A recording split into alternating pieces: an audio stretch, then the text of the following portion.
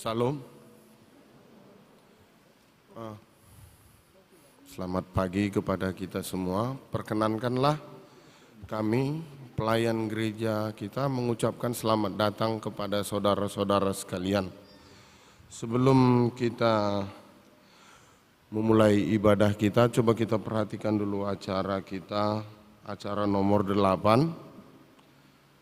Di situ tertulis firman Tuhan, petunjuk hidup baru, tertulis di situ Yakobus 15 ayat 12.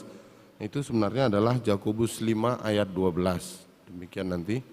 Jadi sebelum memulai ibadah kita, marilah kita mempersiapkan hati dan pikiran kita bersaat teduh sejenak.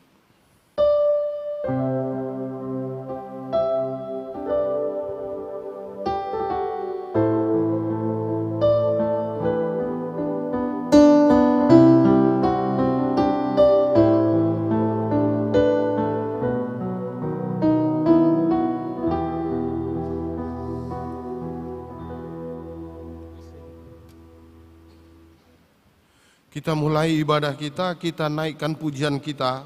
Dari Kidung Jemaat nomor 10 kita nyanyikan ayat 1 sampai dengan ayat 3.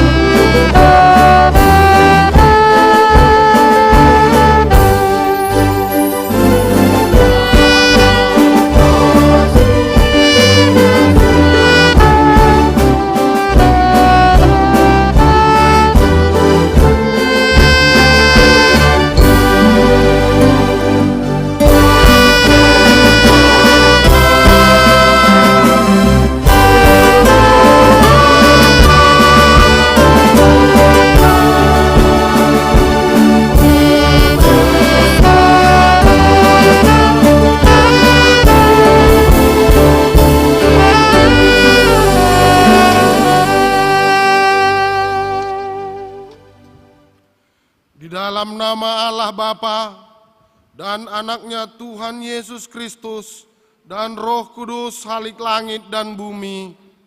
Amin. Demikianlah sabda Tuhan Yesus. Berbahagialah orang yang lapar dan haus akan kebenaran, karena mereka akan dipuaskan.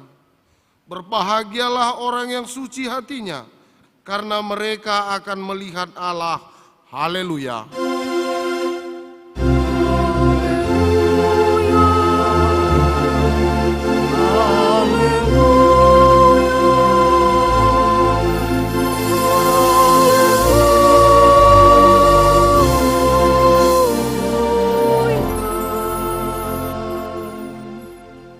kita berdoa. Ya Tuhan Allah Bapa kami di surga, kami mohon kepadamu, karuniakanlah kepada kami roh-Mu, sumber kebenaran dan damai sejahtera yang tidak dapat diberikan oleh dunia ini.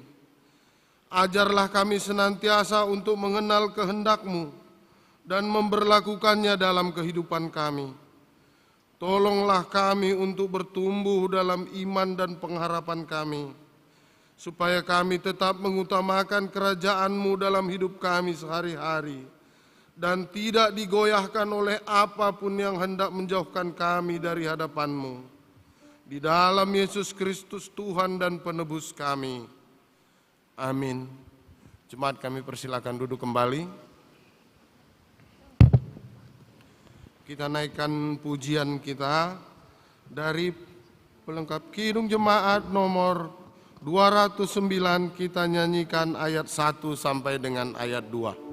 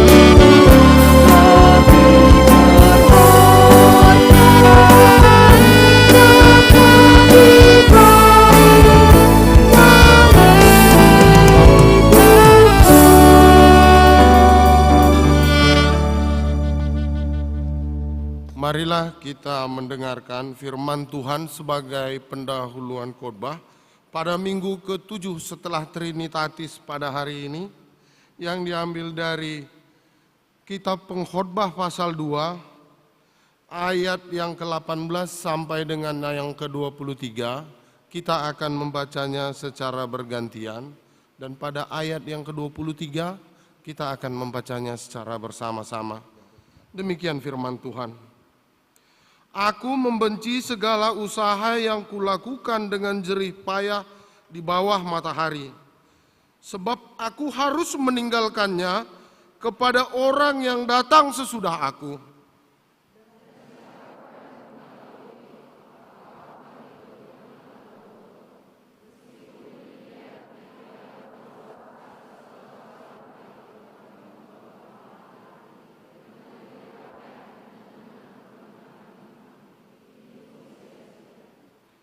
Dengan demikian aku mulai putus asa terhadap segala usaha yang kulakukan dengan jerih payah di bawah matahari.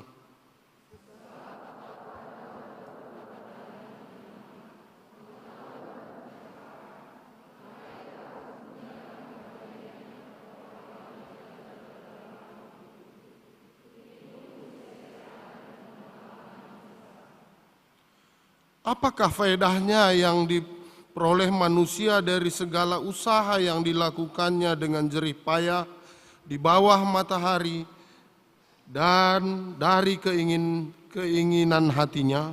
Kita baca bersama-sama. Seluruh hidupnya penuh kesedihan dan pekerjaannya penuh kesusahan hati. Bahkan pada malam hari hatinya tidak tentram. Ini pun sia-sia. Sampai sedemikian pembacaan firman Tuhan. Yang berbahagialah mereka yang mendengarkan firman Allah dan yang memeliharanya. Amin. Kita naikkan pujian kita dari mata acara yang kelima, yaitu Kidung Jemaat nomor 33 ayat 1 sampai dengan ayat 2.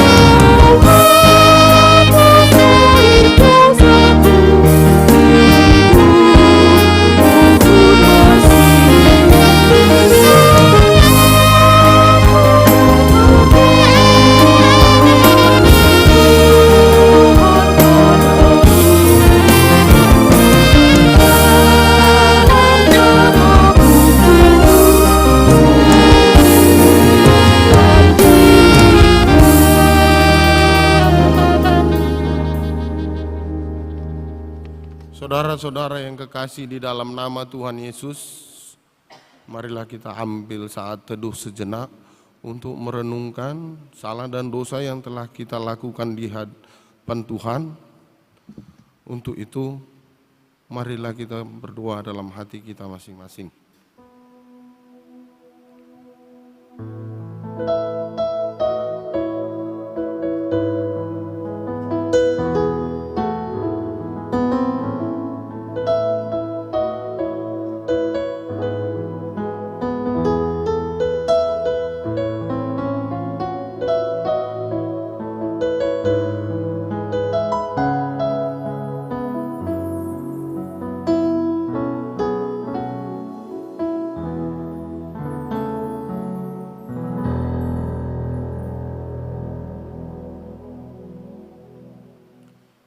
Marilah kita mengaku dosa kita di hadapan Tuhan. Bapa kami yang di surga yang maha kuasa, kami datang menyembah di hadapan-Mu, menyeru memanggil nama-Mu karena kami susah dan gelisah oleh karena dosa kami. Dengarlah suara kami dan kasihanilah kami, ya Yesus Kristus anak Allah. Engkau telah datang ke dunia ini menjadi manusia, mati dan bangkit kembali, serta naik ke surga untuk membela dan menyelamatkan kami. Kasihanilah kami dan kuatkanlah iman kami untuk bersyukur kepadamu. Ya Roh Kudus, penghibur orang yang ditimpa duka dan lara, kasihanilah kami, sembuhkanlah segala penyakit dan penderitaan kami oleh karena dosa.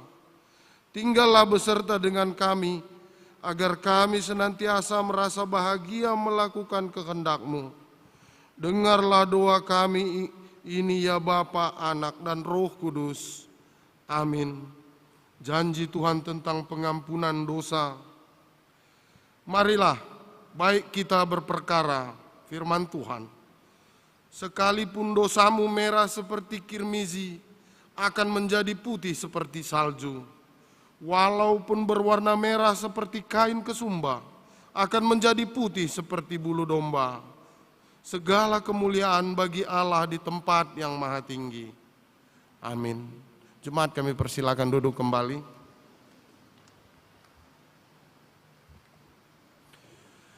Kita sambut pengampunan dosa kita dengan mengucapkan syukur kepada Tuhan. Kita bernyanyi dari Kidung Jemaat Nomor 407 kita nyanyikan ayat 1 dan ayat 4.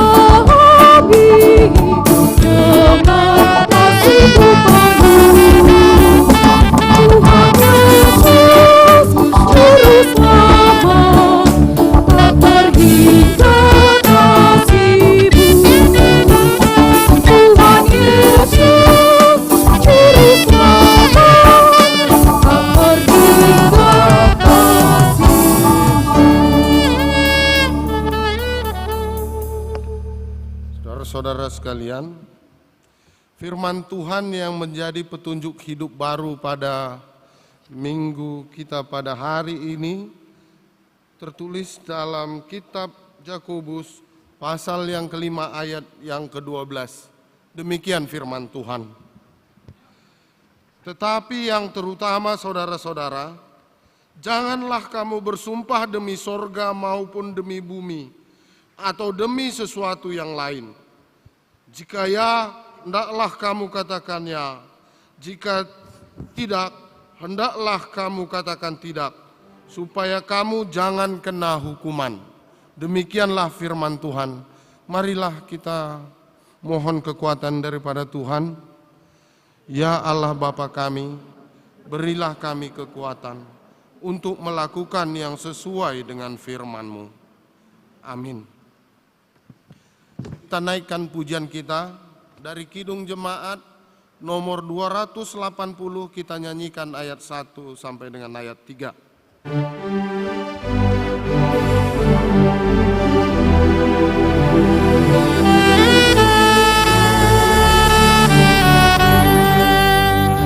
Aku percaya yang Tuhan yang oleh sabda kita menang, Maha Pencipta alam semesta, yang mengasihi manusia.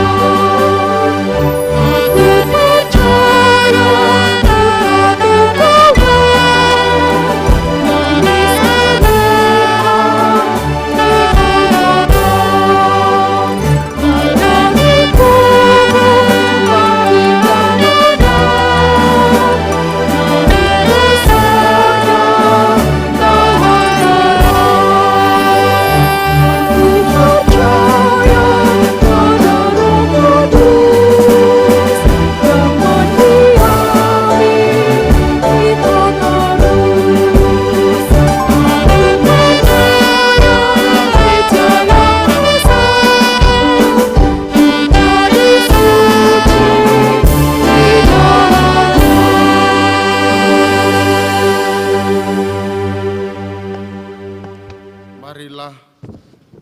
kita bersaksi mengikrarkan pengakuan iman kita bersama jemaat pada segala abad di seluruh dunia. Kita ucapkan, aku percaya kepada Allah, Bapa yang Maha Kuasa, Khalik langit dan bumi. Aku percaya kepada Yesus Kristus, anaknya yang tunggal Tuhan kita, yang dikandung daripada Roh Kudus, lahir dari anak darah Maria, yang menderita di bawah pemerintahan Pontius Pilatus, disalibkan, mati dan dikuburkan, turun ke dalam kerajaan maut. Pada hari ketiga bangkit pula dari antara orang mati, naik ke surga, duduk di sebelah kanan Allah Bapa yang Maha Kuasa, dan akan datang dari sana untuk menghakimi orang yang hidup dan yang mati. Aku percaya kepada Roh Kudus, gereja yang kudus dan am, persekutuan orang kudus, pengampunan dosa, kebangkitan daging, dan hidup yang kekal. Amin. Jemaat kami silakan duduk kembali. Untuk menyambut penyampaian sabda Allah, kita naikkan pujian kita dari Kidung Jemaat nomor 184. Kita nyanyikan ayat 1 sampai dengan ayat 2.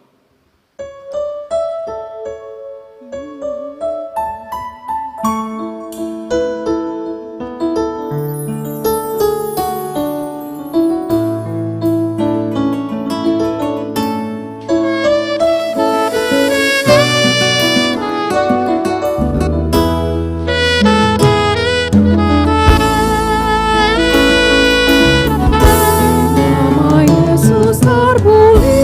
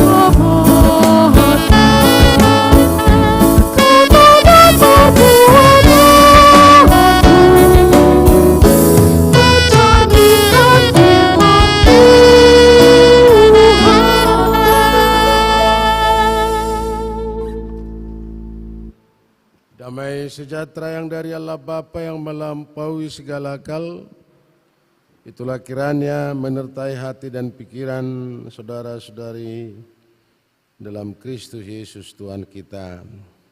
Amin.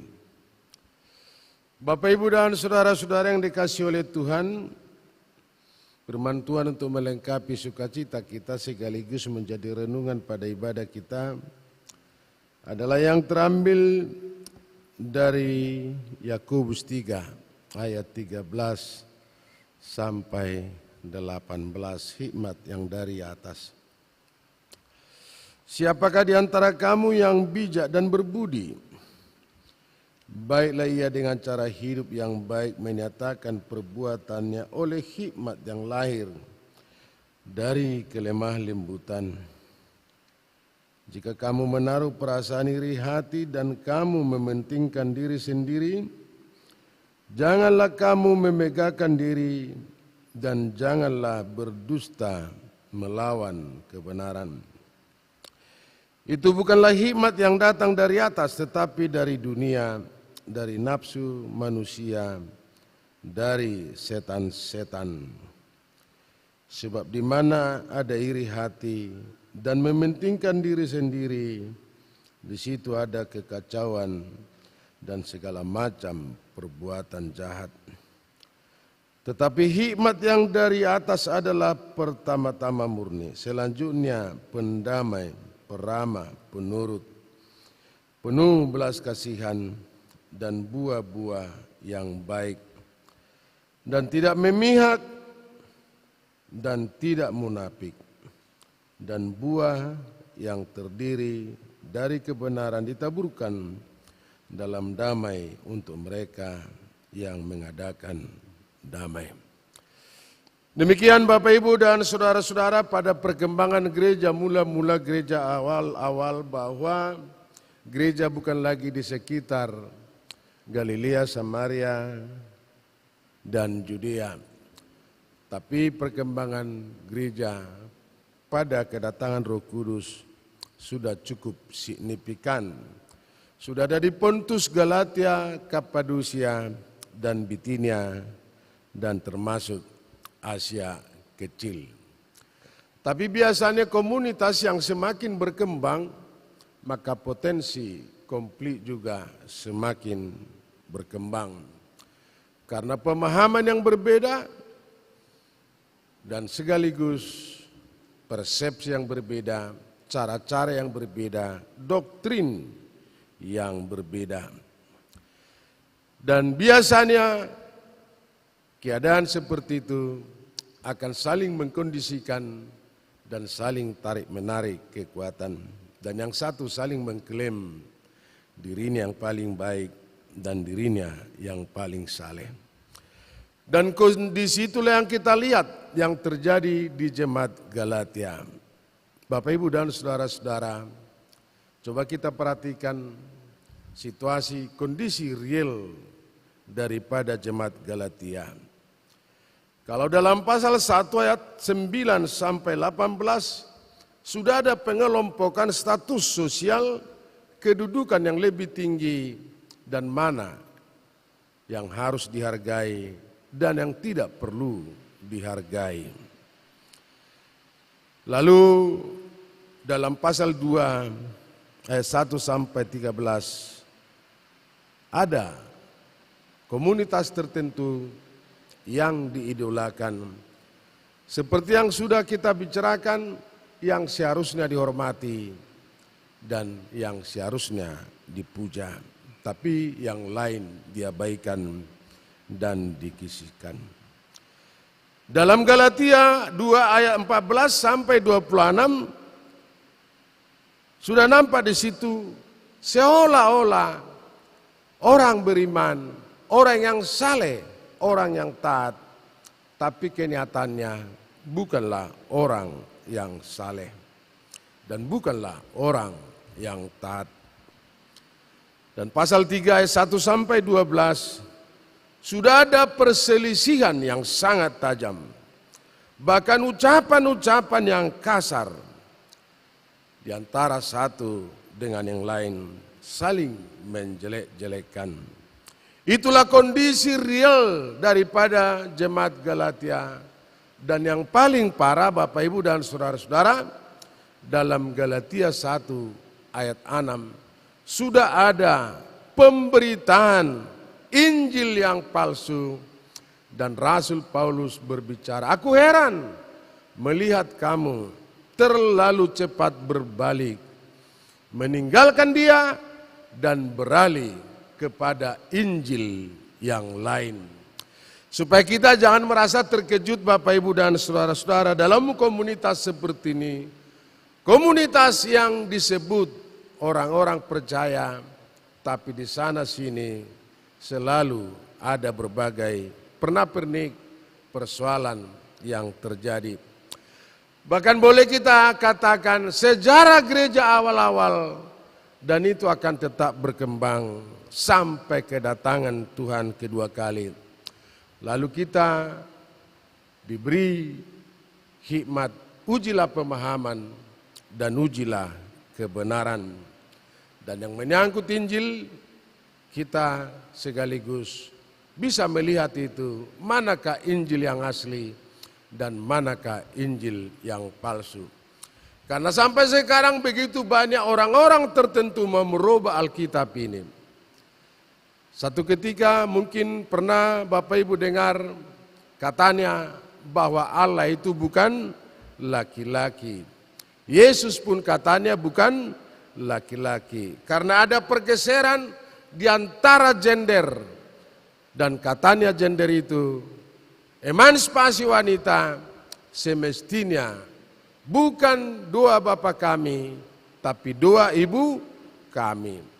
Dan katanya Yesus itu bukan anak Allah, tapi adalah putri Allah. Tapi Alkitab tidak pernah berbicara seperti itu. Yesus adalah laki-laki. Karena apa? Karena Yesus adalah putra Allah. Tidak pernah disebut putri Allah. Saudara-saudara yang dikasihi oleh Tuhan, berbagai hal-hal tantangan sebagaimana yang sudah kita katakan, perjalanan sejarah gereja dari dulu-dulu sampai sekarang itu akan tetap mewarnai perjalanan gereja supaya kita bisa berdiri kokoh teguh dan percaya kepada Tuhan. Dan hal-hal yang lumrah di antara gereja-gereja tertentu, hal yang sederhana. Kalau di gereja lain, adorakso masuk kebaktian, tapa hohomma marede mahita. Sederhana. Bagaimana mungkin orang yang hohom bisa bernyanyi? Kalau di GKP, tapa sonang ma marede mahita. Bahkan lonceng-lonceng gereja tertentu pun sudah berkelahi. Kalau di gereja lain, bunyinya berbeda di GKP. Kalau di GKP mungkin bunyi lonceng marpikir, marpikir, marpikir, itu bunyinya. Tapi kalau di gereja lain, tampung, tampung, tampung, karena semua bisa masuk. Tapi di gereja yang diatur organisasi, tidak semuanya bisa seperti itu. Itulah kondisi real daripada jemaat Galatia. Ada perselisihan, ada saling mengklaim, orang yang saleh, orang yang taat, orang beriman, dan ada yang harus dihormati. Bukan berarti yang harus dihormati, yang semestinya yang harus dihormati itu berlaku bertindak supaya dihormati. Yang artinya bukan bagiannya untuk dihormati, tapi karena iri hati dan rasa dengki yang bukan haknya mestinya diberlakukan seperti itu, seolah-olah haknya yang walaupun bukan haknya. Lalu Rasul Paulus menegur jemaat Galatia, dan itulah katanya Bapak Ibu dan saudara-saudara, sebagaimana yang kita dengar bersama dan kita tahu dalam keadaan itu, yang bisa menyelesaikan semua persoalan itu adalah hikmat yang dari atas. Dalam bahasa asli ada hokma. Hokma dalam arti hikmah Bapak Ibu dan saudara-saudara. Dan dikatakan dalam Yakobus yang sudah kita dengar bersama, bagaimana harapan dan kerinduan daripada Rasul Paulus berbicara tentang itu. Dan dia secara gamblang berkata, siapakah di antara kami yang bijak dan berbudi? Baiklah ia dengan cara hidup yang baik, menyatakan perbuatannya oleh hikmat yang lahir dari kelemah lembutan. Persoalan itu bisa selesai, tapi dengan cara-cara berhikmat dan pendekatan. Dan hikmat, hokmah adalah cara berkomunikasi, cara membangun silaturahmi, dan bagaimana kita mendekati seseorang, tapi dengan jelas kelemah lembutan. Yang artinya hikmat itu adalah seni dari segala kemungkinan. Seni untuk berbicara, seni untuk mengutarakan pendapat, dan seni bagaimana kita membina hubungan satu dengan yang lain dengan tidak menghina satu dengan yang lain. Saya mau tawarkan kepada kita semua tentang orang yang berhikmat. Pada pertanyaan minggu yang lewat kebetulan saya berkhutbah, satu-satunya orang yang berhikmat di dunia ini adalah suku Batak Toba. Karena selalu ada kata-kata marrohama songo bisuk, maruluk masongon darapati. Itu sudah kita rubah sekarang. Kalau dulunya bukan seperti itu. Marroha songo darapati, marbisuk ma songon uluk. Tapi sekarang marroha songo bisuk, maruluk ma songo darapati. Jadi mau paruluk, huhukma manguluhi. Bapak Ibu dan saudara-saudara. Kenapa orang Batak yang paling pintar, paling hebat di antara suku-suku yang ada di dunia ini? Katanya begini, ada 10 marga yang hilang karena Israel Utara tidak lagi berdiri, tapi adalah Israel Selatan. Itulah kerajaan Yehuda. Dan katanya yang hilang itu adalah suku Batak Toba. Kenapa Batak Toba? Karena di sana ada marga Silaban. Orang Batak juga ada marga Silaban. Kalau di orang Israel ada marga Nahor. Tapi di orang Batak ada marga Banjar Nahor. Kalau silsilah bagi orang Israel begitu penting, tapi bagi kita juga orang Batak begitu penting. Pariban juga berbicara tentang orang Yahudi sangat penting. Dan di orang Batak juga berbicara tentang Pariban sangat penting. Saudara-saudara, tidak berhenti di situ Bapak Ibu dan saudara-saudara, tentang hikmat tadi. Satu-satunya suku yang paling hebat, paling pandai tentang hikmat adalah suku Batak Toba. Tapi jangan merasa bangga Bapak Ibu dan saudara-saudara marga-marga tertentu. Tapi yang paling hebat marga bagi orang Batak adalah marga Situmorang. Karena ada nanian kita, Yesus Tumiur, Yesus Tumorang, Sibail Lasni Rohatai. Jadi kalau ada marga Situmorang Bapak Ibu di sini, ya berterima kasihlah, bersyukur karena dekat dengan Tuhan. Yesus Tumiur, Yesus Tumorang. Kalau marga Ritonang tambah hari-hari. Senin, Selasa, Rabu, Kamis, Jumat, Sabtu, Minggu. Tapi sudah tambah lagi hari-hari, tambah Ritonang, dan tambah harianja. Supaya kita tidak ada lagi meramal-ramal tentang kedatangan Tuhan yang kedua kali. Kalau dulu yang kita tahu hanya Minggu sampai Sabtu. Tapi tambah hari Tonang, tambah hari Anja. Bagi orang Tionghoa sudah tambah lagi hari Tano Sudibyo, Bapak Ibu dan saudara-saudara. Ini tentang hikmat, satu-satunya hikmat. Luar biasa. Karena apa? Serangan-serangan apapun bagi orang Batak pasti ada jawabannya. Dina subui masih buatan, lalu akan kita ngomong ruduk nemedo gabena sursar niador do ramosna. Kalau sudah berkelahi purpar pada dorpi tutuguna tu di posna. Serangan apapun bagi orang Batak selalu ada jawabannya.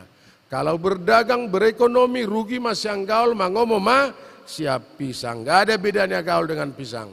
Hanya bedanya marga ada lubang gaul, tapi marga lubang pisang tidak ada. Tidak ada yang bisa. Tidak ada yang tidak bisa kita jawab, serangan apapun.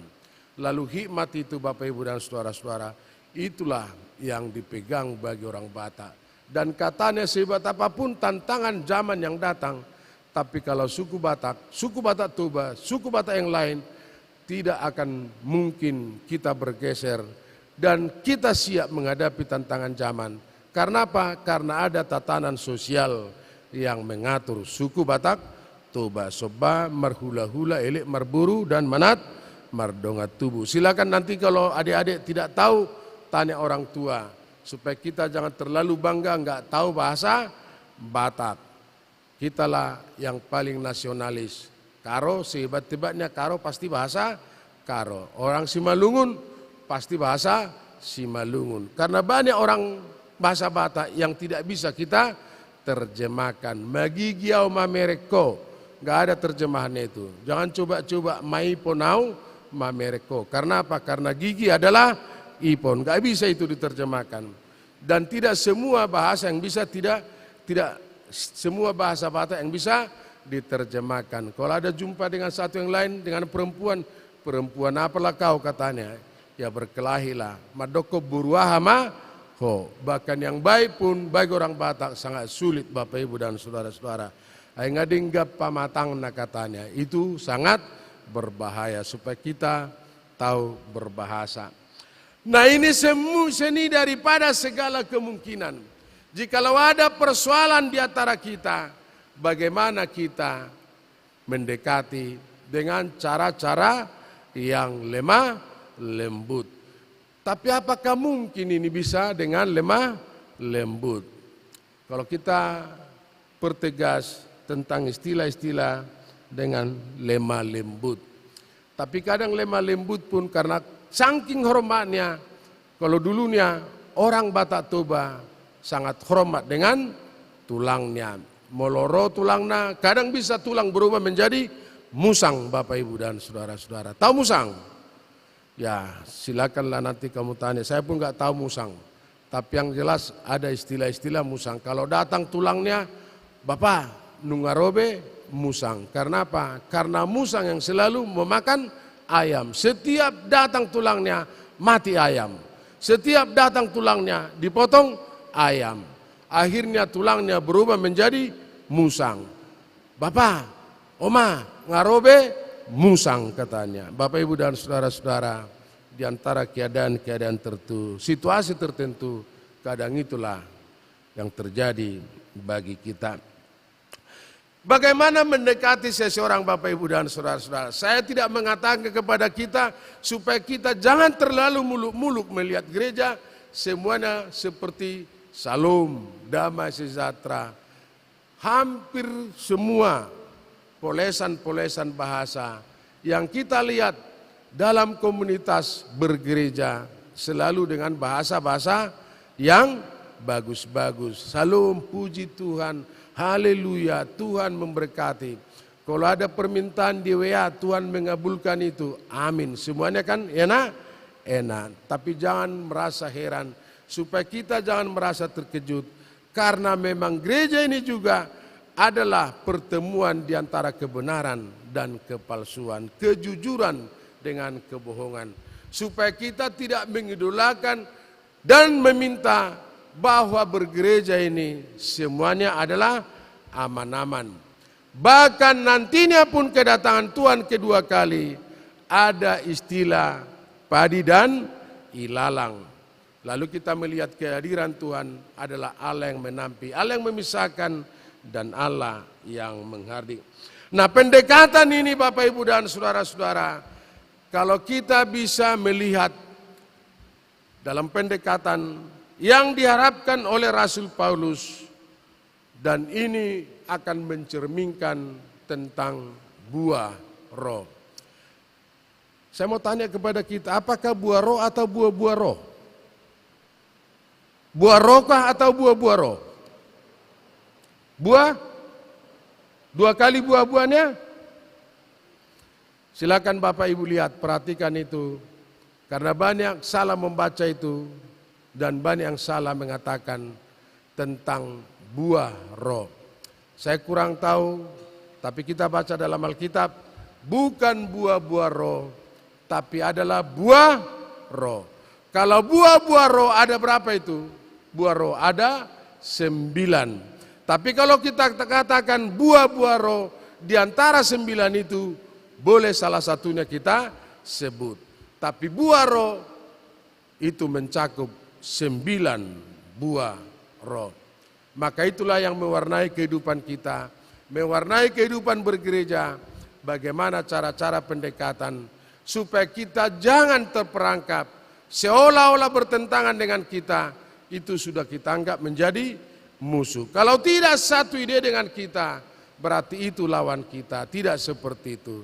Kalau kadang-kala di antara ungkapan pendapat tertentu, kalau terjadi komunikasi, bukan berarti itu adalah bukan lawan kita. Dan segala sesuatunya dinamis.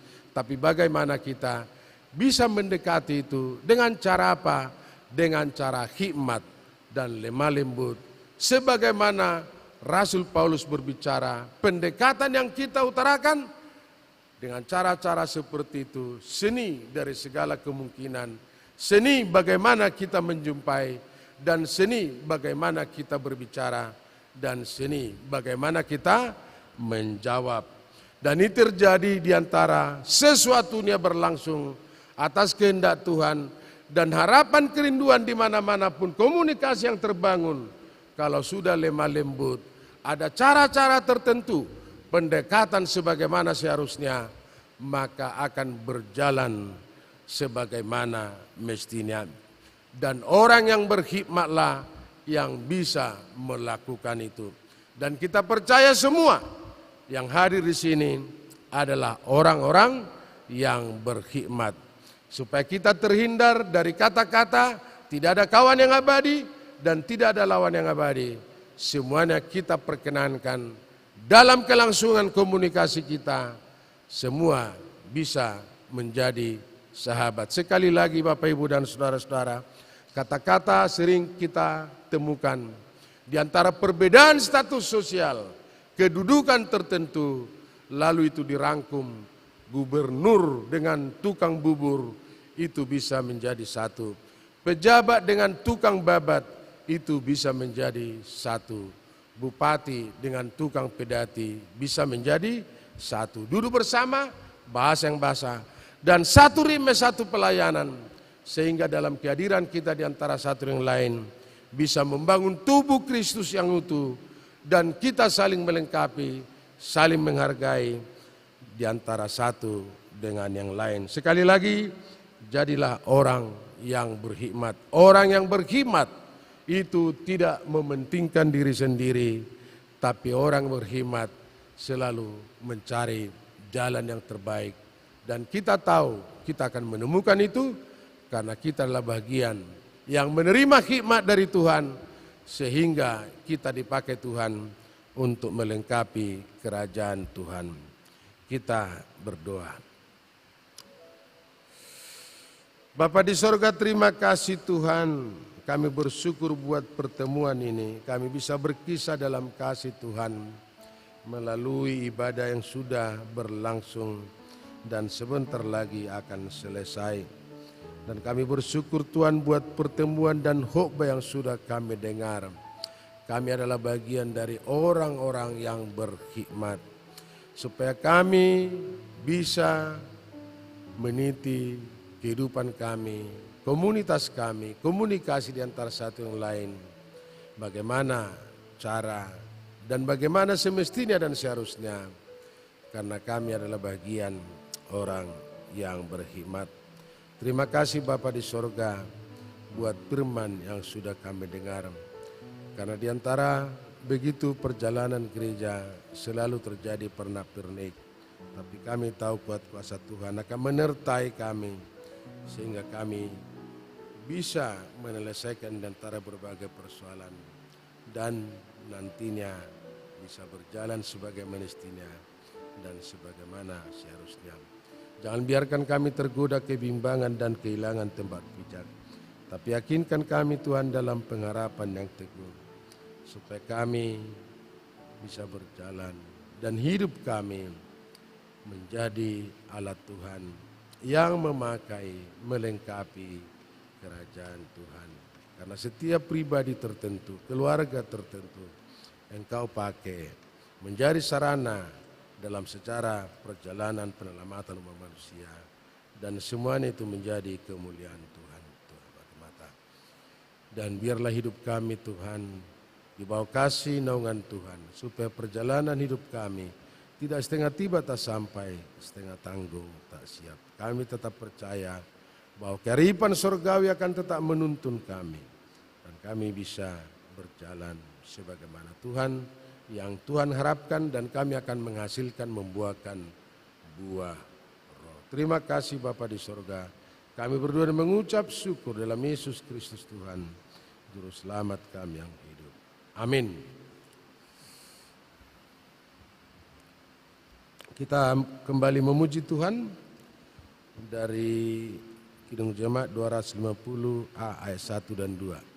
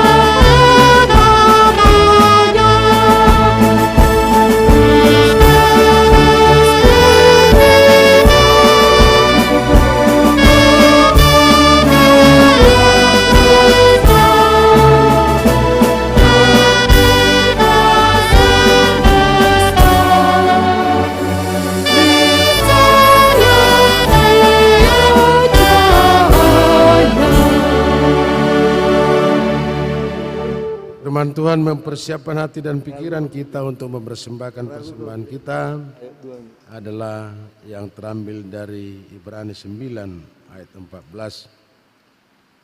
Betapa lebihnya darah Kristus yang oleh Roh yang kekal telah mempersembahkan dirinya sendiri kepada Allah sebagai persembahan yang tak bercacat, akan menyucikan hati nurani kita dari perbuatan yang sia-sia, supaya kita dapat beribadah kepada Allah yang hidup. Amin.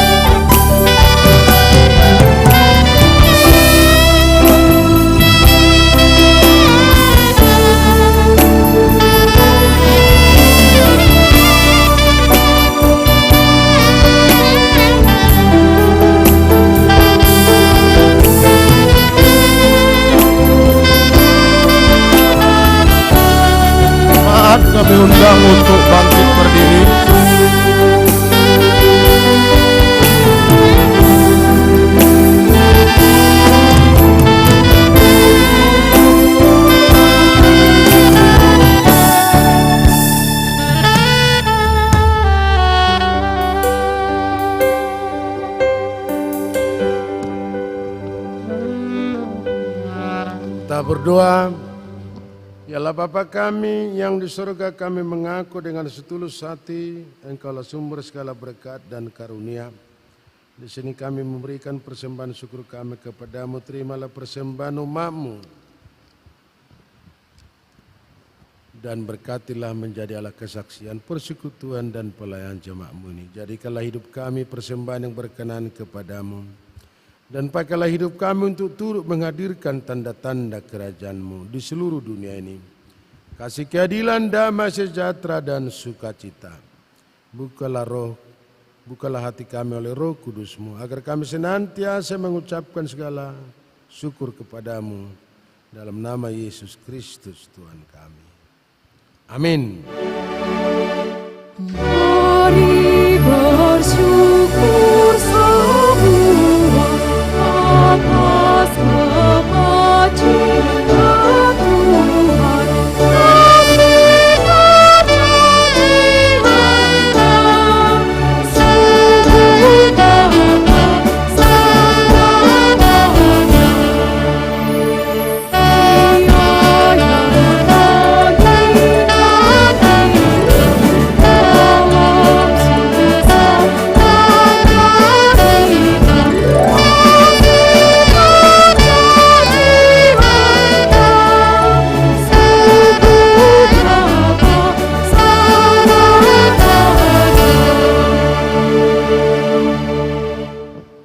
Bapa kami yang di surga, dikuduskanlah nama-Mu, datanglah kerajaan-Mu, jadilah kehendak-Mu di bumi seperti di surga. Berikanlah kami pada hari ini makanan kami yang secukupnya, dan ampunilah kami akan kesalahan kami, seperti kami juga mengampuni orang bersalah kepada kami. Dan janganlah membawa kami ke dalam pencobaan, tetapi lepaskanlah kami dari yang jahat.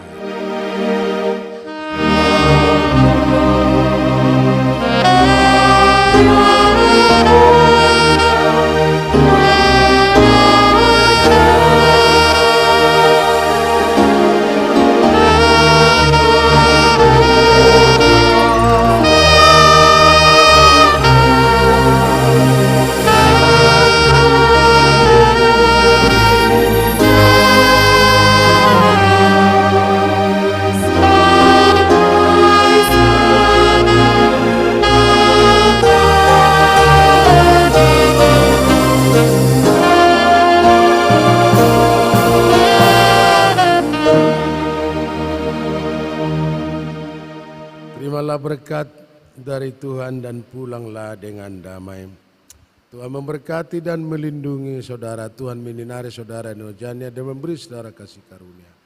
Tuhan menghadapkan wajah-Nya kepadamu dan memberi engkau damai sejahtera.